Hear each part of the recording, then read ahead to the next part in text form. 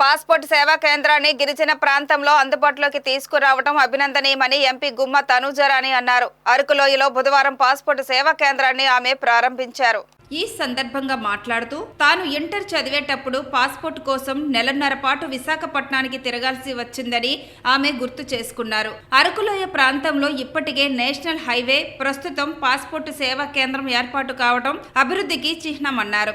రానున్న రోజుల్లో అల్లూరు జిల్లాలో విమానాశ్రయం ఏర్పాటు చేయాలని సంబంధిత అధికారులను కోరామన్నారు. ఈ కార్యక్రమంలో Paderu sub collector Sauryaman Patel, post master general Vennam Upender, sarpanch Dasibabu, MPP Usharani, CI Himagiri, tahsildar Prasad, IPO Kishore తదితరులు పాల్గొన్నారు. ఆఫీస్ మాకు అరకులోనూ పాడేరులోనూ ఉంటే మాకందరికి చాలా బాగుంటుంది. ఎందుకంటే ఇంత దూరం ట్రావెల్ చేసి మళ్ళీ పోలీస్ వెరిఫికేషన్ ఇవి అవి అని అంటే చాలా కష్టం అవుతుంది. సో అక్కడ మాకుంటే బాగుంటుందని చెప్పి జనరల్ టాక్లో మాట్లాడిన 1.5 month అనుకుంటా ఆయన మళ్ళీ తిరిగి నాకు కాల్ చేశారు. మేడం, ఆ రోజు మాట్లాడుకున్నాం కదా, so we are planning to inaugurate passport office in Araku అని చెప్పి.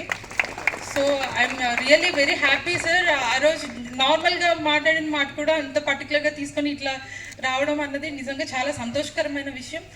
సో పాస్పోర్ట్ వచ్చిన దానికన్నా నాకు వీసానే త్వరగా వచ్చేసింది ఆ డేస్లోని.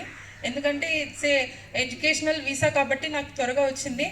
అండ్ పాస్పోర్ట్ అన్నది అబ్రాడ్ వెళ్ళి చదివే స్టూడెంట్స్కి ఎంత ఇంపార్టెంట్ అంటే, ఇక్కడ ఆధార్ కార్డు ఉంటేనే ఒక మనిషి ఐడెంటిటీ, బట్ అబ్రాడ్ వెళ్ళి చదువుకున్న వాళ్ళందరికీ పాస్పోర్ట్ ఒకటే ఉంటుంది. ఇన్ కేస్ మనం అబ్రాడ్ వెళ్ళి పాస్పోర్ట్ పోయిందన్నా కూడా మనం ఎవరో కూడా ఎవరికి తెలియదు అన్నమాట. అంత ఇంపార్టెన్స్ ఉంటుంది పాస్పోర్ట్కి. అట్లాంటిది అంత విలువైన పాస్పోర్ట్ని మన గిరిజన ప్రాంతంలోని మన గిరిజనులందరికీ అందుబాటులో తీసుకుని వచ్చి అందరికీ అందుబాటులో కలిగించినందుకు ఈ పాస్పోర్ట్ ఆఫీస్ అధికారులందరికీ మా ప్రజలందరూ తరపున కృతజ్ఞతలు తెలియజేసుకుంటున్నాను.